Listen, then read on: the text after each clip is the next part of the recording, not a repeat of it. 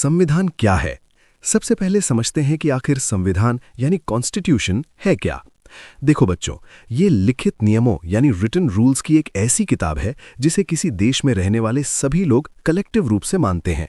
अगर सिंपल भाषा में कहूं तो ये देश को चलाने का एक मास्टर प्लान है। The supreme law. संविधान देश का सर्वोच्च कानून यानी सुप्रीम लॉ होता है। इसका मतलब यह है कि कोई भी दूसरा कानून इससे ऊपर नहीं हो सकता और हमारी सरकार भी इसी के रूल्स के हिसाब से चलती है। संविधानों की जननी। एक बहुत ही इंपॉर्टेंट पॉइंट। ब्रिटेन के संविधान को सभी संविधानों की जननी यानी मदर ऑफ ऑल कॉन्स्टिट्यूशंस कहा जाता है, क्योंकि दुनिया के बहुत सारे देश इससे इंस्पायर हुए हैं।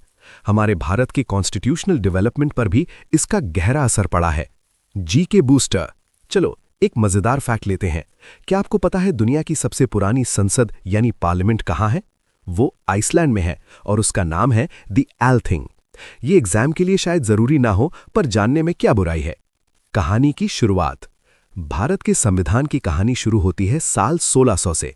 इसी साल ईस्ट इंडिया कंपनी EIC की स्थापना हुई थी। एग्जैक्ट डेट याद रखना, 31 दिसंबर 1600, साल का बिल्कुल आखिरी दिन। उस समय भारत में कौन था? जब ब्रिटेन में EIC बन रही थी तब भारत में किसका राज था? ये पॉइंट एग्जाम्स में बहुत पूछा जाता है। उस समय भारत पर मुगल शासक अकबर का शासन था, तो एक तरफ क्वीन एलिजाबेथ फर्स्ट थी और दूसरी तरफ एम्परर अकबर। दो बड़े युद्ध। शुरुआत में EIC सिर्फ ट्रेड करने आई थी, पर दो बड़ी लड़ाइयों ने पावर बढ़ा दी।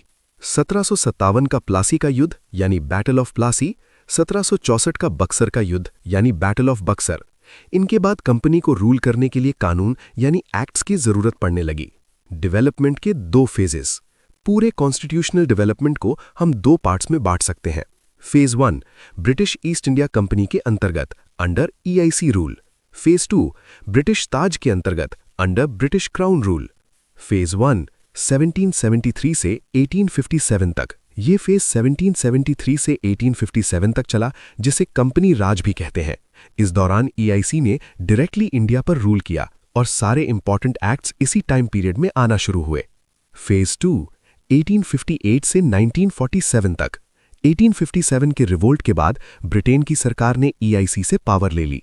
अब 1858 से लेकर आज़ादी यानी 1947 तक भारत पर सीधे ब्रिटिश क्राउन का शासन रहा। 1600 का चार्टर। वापस शुरुआत पर आते हैं। सबसे पहला स्टेप था 1600 का चार्टर एक्ट।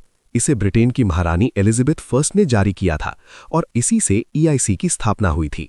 व्यापार का एकाधिकार यानी मोनोपोली। इस एक्ट ने कंपनी को पूर्वी देशों के साथ ट्रेड करने का एकाधिकार यानी मोनोपोली दिया। मतलब ब्रिटेन की कोई और कंपनी इंडिया के साथ ट्रेड नहीं कर सकती थी। शुरू में यह मोनोपोली सिर्फ 15 सालों के लिए दी गई थी। EIC का मैनेजमेंट। कंपनी को चलाने के लिए एक टीम बनाई गई जिसे गवर्नर एंड हिज काउंसिल कहा जाता था। इसमें एक गवर्नर यानी द बॉस और 24 अन्य सदस्य यानी मेंबर्स होते थे, यानी टोटल 25 लोग। 1726 का चार्टर। कहानी में अगला बड़ा स्टेप था 1726 का चार्टर।